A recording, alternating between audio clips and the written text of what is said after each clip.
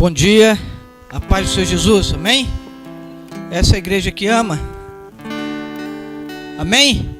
Você pode dizer, eu sou a igreja que ama. O Senhor me gerou para amar. É impactante quando a gente fala isso, porque talvez muitos pensem, mas a função da igreja de Cristo é amar. Mas Deus chama, Deus tem um chamado específico para algumas áreas da nossa vida e para a igreja local. E por isso que sempre eu digo que essa é a igreja que ama, porque a nossa vocação tem sido uma vocação diferenciada, não melhor nem pior, mas um direcionamento dado por Deus. E quando você vê uma igreja na comunidade Vila Joaniza sair todo sábado pela manhã levando 700 pães, mais de 50 litros de café com leite, uma igreja com muitas dificuldades, com muitas necessidades de homens e mulheres trabalhadores assalariados, mas que Deus tem enviado o recurso para que a igreja possa ir lá na rua, pregar o evangelho e levar um café da manhã para aquelas pessoas. Isso é uma das tarefas que o Senhor tem dado a esta igreja. Uma igreja que durante a pandemia conseguiu distribuir em média 130 cestas básicas por mês para a comunidade. Poucos irmãos daqui, a maioria de fora, até de outras igrejas. Uma igreja na comunidade, mas que não está presa às circunstâncias de uma realidade humana, mas uma igreja que crê em milagres, amém? Nós cremos em milagres. Nós cremos que o céu não está em crise. Nós cremos que a nossa vida está sendo direcionada e que o Senhor nos capacita. Por isso somos a igreja que ama. Por isso entendemos o quanto é importante nós olharmos uns para os outros e entender que o Senhor nos colocou aqui, neste lugar, neste ambiente, para sermos uma igreja que possa viver esses extraordinários de Deus. Amém, meu querido? Obrigado. Esses extraordinários de Deus. Nós estamos pregando alguns dias já a série de fundamentos para a comunhão do corpo de Cristo. E eu gostaria que você pudesse abrir a sua Bíblia em Romanos, capítulo 12. A partir do versículo de número 9. Amém? Romanos, capítulo 12, a partir do versículo número 9. Que o Senhor continue a falar ao nosso coração e que a cada dia, eu e você, possamos aprender na escola do Senhor, com o Espírito Santo de Deus, para que a gente possa crescer, avançar, amadurecer no cumprimento da nossa missão, como igreja local, como igreja que ama. Quem achou diz amém.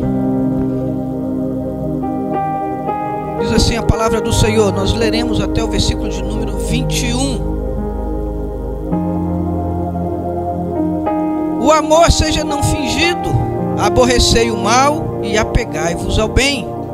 Amai-vos cordialmente uns aos outros, com amor fraternal, preferindo-vos em honra uns aos outros. Não sejais vagarosos no cuidado, sede fervorosos no espírito, servindo ao Senhor. Alegrai-vos na esperança. Repita comigo, alegrai-vos na esperança. Sede pacientes na tribulação. Repita comigo, sede pacientes na tribulação e perseverai na oração.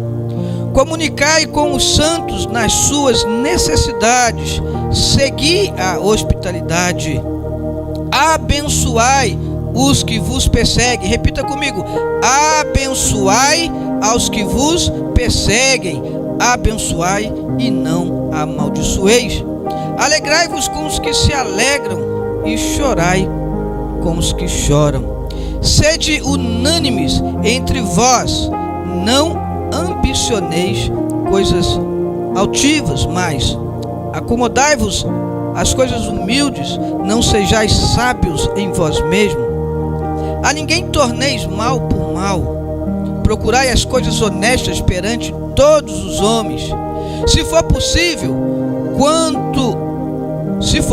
quanto estiver em vós, tende paz com todos os homens. Repita comigo: se for possível, o quanto estiver em vós, tende paz com todos os homens. Não vos vingueis a vós mesmos, amados, mas dai lugar à ira, porque está escrito: minha é a vingança, eu recompensarei, diz o Senhor. Portanto, se o teu inimigo tiver fome, dá-lhe de comer, se tiver sede, dá-lhe de beber, porque fazendo isso amontoarás brasas de fogo sobre a sua cabeça.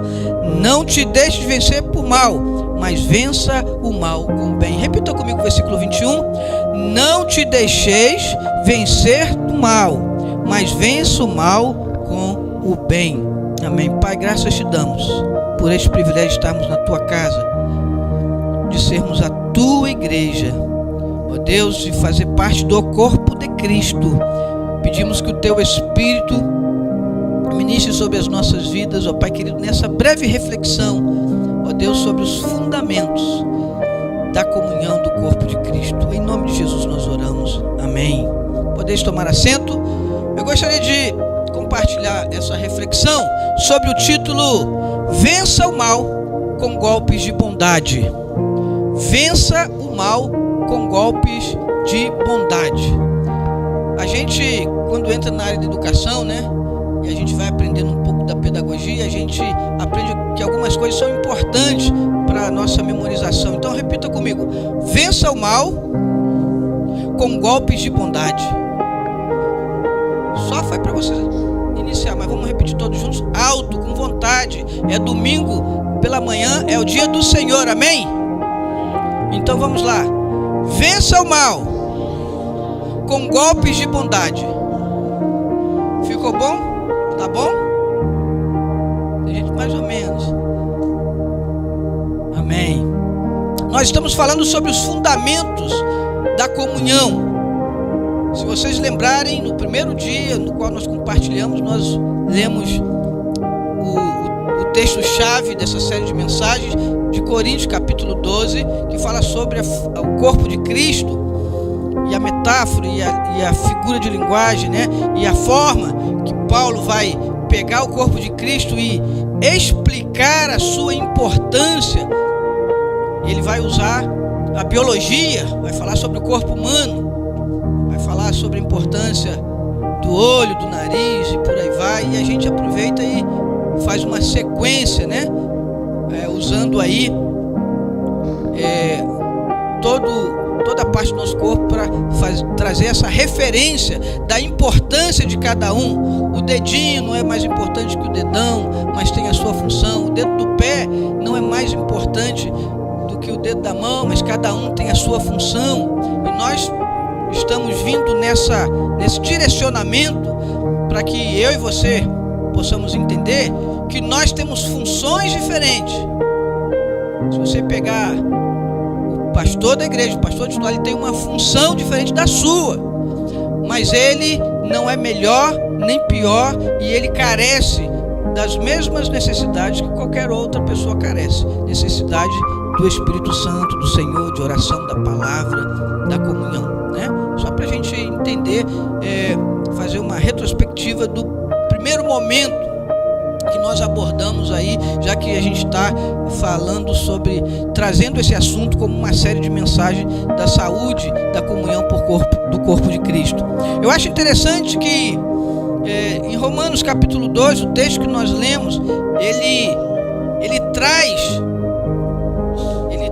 ensinamentos que correspondem aos ensinamentos que Jesus traz lá através dos evangelhos, das bem-aventuranças. Então você vê que a ideia central de Paulo, ou a teologia de Paulo aqui, ela está interligada àquilo que Jesus já havia ensinado aos seus discípulos, aquilo que Jesus já tinha ministrado no Sermão do Monte, né? sobre essa questão do relacionamento. E agora Paulo traz uma abordagem aplicando esses princípios para a vida do corpo de Cristo. Para a vida do corpo de Cristo. Por isso é muito interessante quando nós fazemos uma reflexão do ponto de vista a partir da minha pessoa, do que eu estou vivendo como igreja, do que eu estou fazendo como corpo de Cristo. Por quê? Porque quando eu olho para tudo aquilo que a Bíblia me fala sobre relacionamento, sobre comunhão do corpo de Cristo, a partir do outro, eu já começo errado. Todas as vezes que eu pego um texto bíblico, uma palavra, uma ministração, e falo assim, olha, essa palavra serve para fulano, você está agindo errado. Porque a primeira percepção da ministração de uma palavra tem que ser o seguinte: o que Deus está falando comigo, o que Deus está querendo fazer na minha vida, o que Deus está querendo moldar na minha vida, o que Deus está, qual é o direcionamento que Deus está trazendo para a minha vida. Porque é muito fácil o seguinte: a gente ouve uma palavra, principalmente em relação a algumas questões, e a gente está tratando aqui da comunhão do corpo e automaticamente aplicando para a nossa vida local. Olha, fulano tinha que ter ouvido isso aí, ciclano tinha que ter ouvido isso aí, e nós, mesmo ouvindo a palavra de Deus, estamos tendo atitudes errôneas. Porque é o seguinte: se eu estou ouvindo essa palavra, alguma coisa Deus está querendo fazer na minha vida ou em minha vida, né? O que Deus quer fazer? Deus quer gerar em nós uma visão. Deus quer trazer a nós um conhecimento que possa gerar atitude. Deixa eu falar uma coisa para você: todo conhecimento que nós recebemos da palavra de Deus, que não gere atitude, que não gere comportamento, é um conhecimento burro. Porque se eu tenho conhecimento e esse conhecimento não gera em mim atitudes, se esse conhecimento não está gerando comportamento, se esse conhecimento não está gerando comportamento, significa dizer que não está tendo valia para nada. Você entende isso? Diga amém. Não está tendo valia para nada. O amor seja não fingido, aborrecei o mal e apegai-vos ao bem.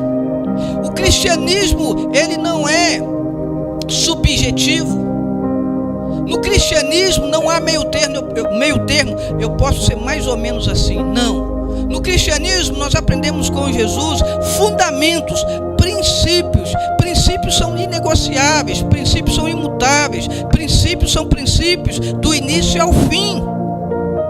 E todas as vezes que nós vamos tratar, e o Deus Todo-Poderoso, Ele fez questão, né, de decretar no decálogo princípios, mandamentos que são inegociáveis.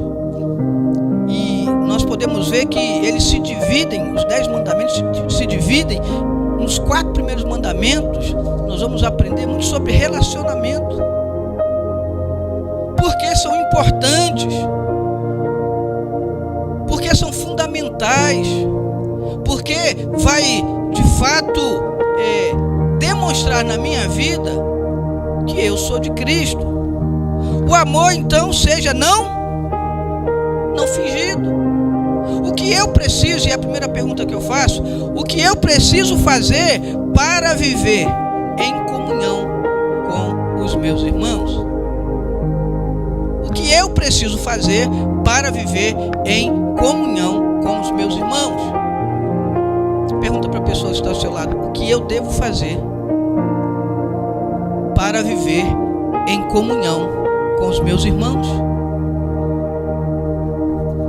Você já tinha feito essa pergunta? Pastor, é muito difícil o relacionamento, porque cada pessoa tem a sua maneira, tem o seu jeito, tem... Gente, essa condição humana, isso é geral, né? Trabalho, escola, família, na universidade, você vai ter pessoas, pensamentos com atitudes diferentes, mas a minha parte eu preciso fazer. Eu preciso fazer. Então, o que eu preciso fazer para viver em comunhão? Em primeiro lugar, meu irmão, amar. O amor seja não. As pessoas confundem, quando se fala de amor, idealizando o amor como sentimento. E o amor de Cristo não tem nada a ver com sentimento. O amor de Cristo tem a ver com atitude sacrificial. Amor sacrificial. O amor de Cristo para conosco, ou o amor ágape que nós somos alcançados por Ele, o amor de Deus, deve ser algo real na minha vida. Então, quando o amor não é fingido, não importa se as características do outro não são compatíveis com as minhas características, se o perfil do outro não atende às minhas condições, porque às vezes a gente escolhe que tipo de pessoa nós vamos amar, que tipo de pessoa nós vamos nos relacionar. Nós criamos uma ideologia e geramos o tipo de pessoa que serve para o meu relacionamento. Nós estamos falando de relacionamento cristão, nós estamos falando de relacionamento do corpo de Cristo, nós estamos falando daquilo que precisa ser preservado para a propagação do reino de Deus. Nós estamos falando daquilo que que não é subjetivo, nós estamos falando daquilo que é real. Eu não consigo amar aquela pessoa porque ela faz isso, fala aquilo, ela tem um jeito assim. Está errado. Não é isso que a Bíblia nos ensina. Na verdade, no versículo 10, amai-vos cordialmente uns aos outros com amor fraternal, preferindo-vos em honra uns aos outros. Sabe? Preferindo-vos em honra uns aos outros. Isso aqui, irmãos, tem que ficar bem claro para nós, que o nosso relacionamento com o povo de Deus, se a palavra diz que eu tenho que amar o meu inimigo, se a palavra de Deus está dizendo que eu preciso ser pagar o mal com o bem ao meu inimigo, imagina você como deve ser a nossa atitude em relação ao corpo de Cristo. E eu já falei aqui algumas vezes que nós podemos ter algum tipo de particularidade em relação à intimidade, a confidências, aquelas pessoas que você tem uma confiança em relação à sua vida pessoal. Você não vai sair abrindo, fulano é crente, aí você não sai abrindo a sua vida, né? Você tem que saber selecionar a mesa, no sentido de que você vai ter intimidade com algumas pessoas para poder confiar. Mas jamais qualquer outra coisa possa impedir você de desfrutar da comunhão com o seu irmão. Posso dar um exemplo? Eu não falo com fulano, mas você dá glória a Deus junto, no mesmo ambiente que o fulano? Você está trazendo o seu dízimo no mesmo ambiente que o fulano que você não gosta? Como fazer para vencer este que pode ser um grande mal na nossa vida, na vida da nossa igreja local? Irmãos, só existe uma forma de vencer o mal, com golpes de bondade. Só existe uma forma de você vencer aquilo que está errado, fazendo o que é certo. Só existe essa maneira. Só existe esta maneira. Amai-vos cordialmente uns aos outros com amor fraternal, preferindo-vos em honra uns aos outros. Não sejais vagarosos no cuidado, sedes fervorosos no espírito, servindo ao Senhor. Isso tudo que nós devemos fazer é servir ao Senhor com alegria. Sabe? De fato, aplicarmos diariamente na nossa vida aquilo que o Evangelho produz em nós. Lembra que eu falei aqui no início? Quem carrega o céu não deixa a marca do inferno. Isso serve para nós como igreja, mas para o nosso relacionamento, no nosso dia a dia. Quer dar um exemplo? No trânsito. Como é difícil. Mas você não pode deixar a marca do inferno no trânsito. no céu. Então naquela hora que você dá aquela vontade, você pode até se irar. Você pode até se irar, mas mude. Não deixe que essa ira se transforme em uma atitude negativa. É complicado? É, mas o Senhor pode nos ajudar. O Senhor pode nos ajudar. E o Espírito Santo nos ajuda para que nós possamos então vencer o mal com golpes de bondade. Alguém fez alguma coisa ruim para você, aí você não vai pagar com a mesma medida, você vai usar golpes de bondade. Você vai ter atitudes diferenciadas. Não tem nada melhor para calar Satanás quando alguém te faz o mal e você faz um bem em troca. Isso acaba com o diabo, irmão. Isso destrói o inferno, sabe? Não vou fazer igual estão fazendo comigo. Isso serve, irmãos, em todos os ambientes, porque quem carrega o céu não pode deixar marca do inferno. É desafiador isso para a minha vida e é desafiador isso para a sua vida. Sabe, o cristianismo do século XXI, de certa maneira, foi contemplado por um modismo. Então você tem os blacks gospel, né? Os camaradas que hoje aproveitam do mundo gospel para fazer a sua popularidade e aquela coisa toda, e isso faz um mal para a igreja muito ruim, porque eles acabam se transformando em pessoas que estão no ponto do olhar de muita gente e deixam uma referência negativa. Aí você vê pessoas que seguem pessoas porque são influencers, né? Agora tem influencer gospel, e você segue aquela pessoa, e aquela pessoa cheia de atitudes errôneas, cheia de comportamentos errados, cheia de manias erradas, e as pessoas estão seguindo e, sem se aperceber, começam a praticar as mesmas coisas. Eu particularmente, em termos de organização institucional, eu prezo muito pela hierarquia e disciplina. Eu acho interessante porque você pode perceber que geralmente a igreja de Cristo, quando ela tem essa organização, ela tem clareza, né? Você vai ver que os escândalos, eles podem surgir porque o diabo é sujo, mas eles vêm numa menor proporção porque há um cuidado, né? Há um cuidado nas finanças da igreja, há um cuidado em discipular e trazer a doutrina, que é o evangelho, que é a palavra de Deus. Há um cuidado de você direcionar, né? Direcionar aqueles que estão chegando. Há um cuidado em treinar liderança, capacitar aquela coisa toda. Então, a hierarquia, ela é importante e ela é essencial, mas não é questão da instituição apenas, mas existe dentro desse contexto, biblicamente falando, de uma autoridade espiritual. Eu sei quem eu posso confiar na intercessão por minha vida, porque se nós não tivermos cobertura espiritual, se nós não tivermos autoridade espiritual sobre a nossa vida, as coisas ficam mais complicadas.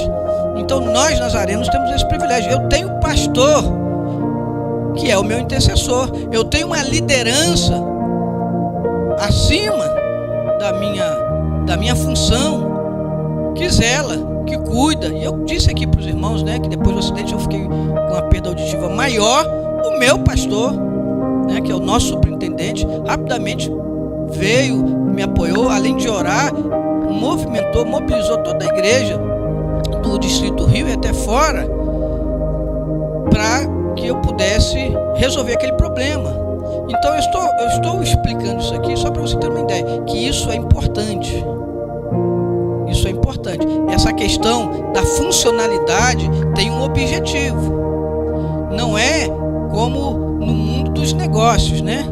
Ontem eu estava lá dirigindo um culto de ação de graça lá depois de Maricá, eu esqueço o nome ali, lá na casa do irmão José e da irmã Laurinha.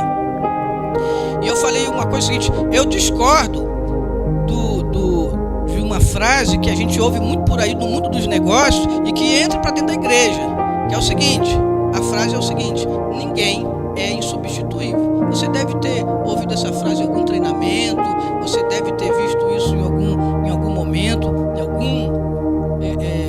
você deve ter ouvido essa frase: ninguém é insubstituível. Eu falei, está errado. No meu ponto de vista, cargos são substituíveis, pessoas são insubstituíveis, porque pessoas marcam a nossa história. Pessoas são importantes para o nosso relacionamento. Pessoas acrescentam na nossa vida. Nós precisamos entender que nós não amamos cargos. Nós não estamos fazendo alguma coisa por cargos. Nós estamos fazendo por pessoas. E quando nós entendemos isso, nós fazemos com amor. Nós fazemos com dedicação. Nós fazemos com cuidado, com zelo. Você começa a olhar para as crianças de uma forma diferente. Você começa a olhar para os adolescentes de uma forma diferente. Você começa a olhar para os jovens de uma forma diferente. Os jovens são meio barulhentos? São. Eles gostam de uma agitação, principalmente essa geração, né? Para acompanhar essa geração, meu irmão, tem que ter fôlego. Eu digo porque eu tenho jovem, eu tenho adolescente em casa. Então, pai me leva, pai me busca, pai não sei o que. Eles não param, você tem que estar junto, tem que estar junto. Então a gente sabe do fôlego, né? Dorme 2 horas para acordar 6. Não é saudável, né? E a gente tem que dar esses traços de orientação. Mas é uma geração muito dinâmica. Mas quando nós entendemos a nossa função no corpo, estou em pouco tempo, né? A nossa função no corpo, o que nós estamos realizando para Deus, nós olhamos para cada indivíduo, para cada faixa etária, nós olhamos com uma forma diferente. Nós olhamos com o desejo de cuidar. Então, às vezes, nós vamos lá, damos uma bronca, né? Nós temos, irmãos, o que seria de nós se não fosse o ancião na igreja? O que seria de nós se não fosse aqueles irmãos com mais vivência, aqueles irmãos que tiveram uma vida de experiência e hoje eles acumularam experiência e eles podem nos orientar? Uma juventude que vai passar de uma fase para outra precisa ouvir os mais velhos, a começar os pais, a começar os seus pais, né? Porque isso é fundamental para que nós possamos desenvolver experiência e maturidade.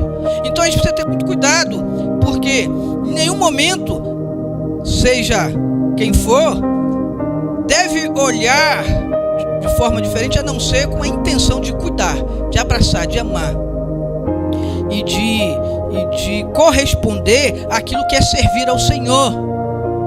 Aquilo que é servir ao Senhor, aquilo que é de fato aplicar o chamado de Deus às nossas vidas. Deu para entender essa parte? Nós estamos falando da questão aqui institucional e sobre a questão do pessoas são importantes, porque assim, às vezes a gente olha para cargo como se fosse um valor acima de pessoas.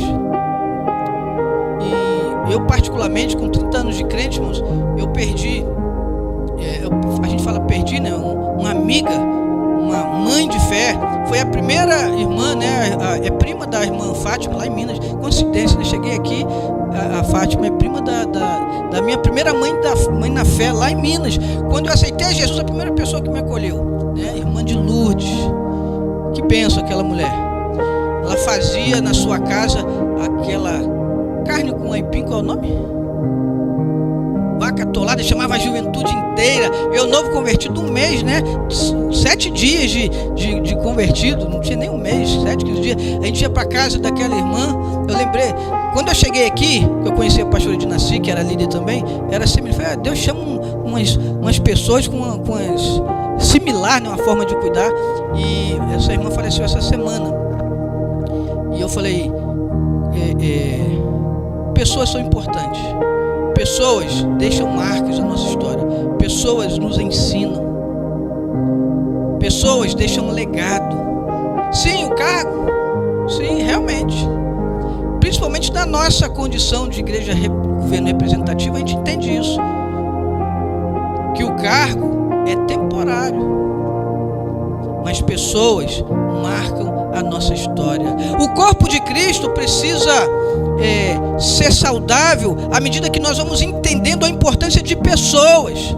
Porque se eu entendo a importância de pessoas, eu respeito o cargo. Se eu entendo a importância dessa pessoa, eu a respeito no cargo.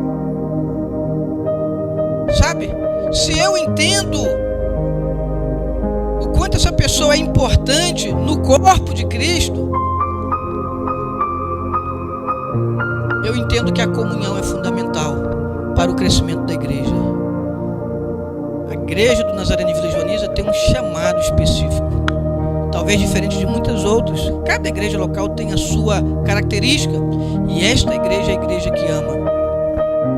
Os milagres do Senhor, é só você chamar o pessoal de missões, é só você chamar o ministério de compaixão, é só você chamar a liderança do Pão da Vida, e você vai ver quanto de milagre acontece aqui. O que é um milagre?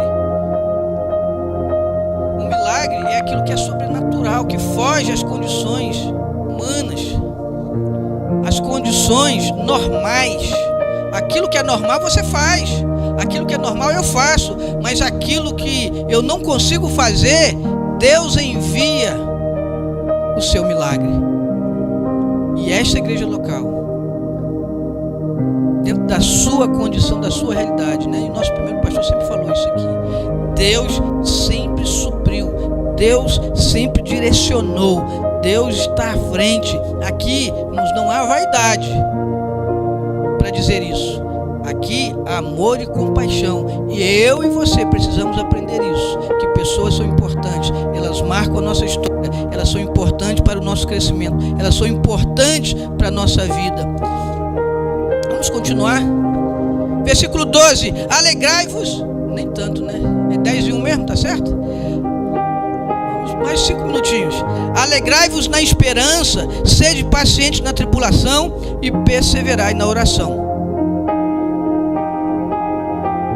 Comunicai com os santos nas suas necessidades, segui a hospitalidade, abençoai os que vos perseguem, abençoai e não vos amaldiçoeis. Versículo 15: alegrai-vos com os que se alegram e chorai com os que choram.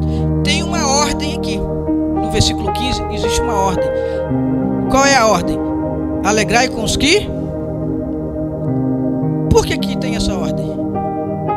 Versículo 15, ó. Alegrai-vos com os que... Alegrai-vos com os que se alegram e chorai com os que choram, né? Tem uma ordem aqui. Alegrai-vos com os que se alegram, chorai com os que choram. Nós sempre pensamos que é mais difícil chorar, né? Com os que choram, mas não. Eu sou mole para chorar. Eu assisti no filme da Lessie, o pessoal aí não deve lembrar, eu chorava. Eu assistindo o filme daqueles cachorrinhos que passam, eu choro com a beleza. Chorar é só você ontem, e aí por aí vai. A gente vai vendo coisas e a gente chora. Chorar é muito fácil, irmãos, porque está no campo das emoções. E tem pessoas que são mais emotivas do que outras, né? Mas geralmente você se comove. Você se comove para chorar. Agora, alegrar com os que se alegram é o maior desafio. E eu vou dizer por quê. Existe um pecado, e esse pecado ele é horrível. Existe um pecado, que esse pecado, na maioria das vezes, tenta entrar na nossa vida e chama-se o pecado da inveja. Que pecado horrível, horroroso. Hoje nós não vamos falar sobre as distinções de pecado, mas só para você ter ideia, a inveja é quando eu vejo alguma coisa no outro, não me alegro porque o outro está recebendo isso, mas gostaria de ter o que não é meu, gostaria de ter o que é do outro. Você pode sim desejar conquistar alguma coisa semelhante a alguém. Seu amigo chega para você e fala assim: comprei essa picape aí, eu sou ruim de falar nome de carro, essa F1000, tá atrasado, né? Tem coisa mais forte aí pra cima, né? Que é o quê? Comprei esse carrão aí, pô, bacana, olha, eu quero comprar um melhor do que esse. Você quer comprar um melhor do que esse, mas você não quer aquilo que é dele. A inveja é mais ou menos assim. E quando a inveja entra no coração do crente, o crente não se alegra com ninguém.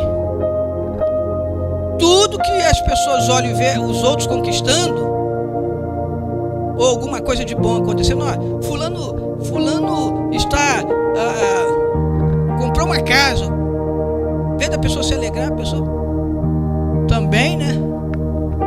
E aí inventa um monte de coisa, não vou entrar em detalhes.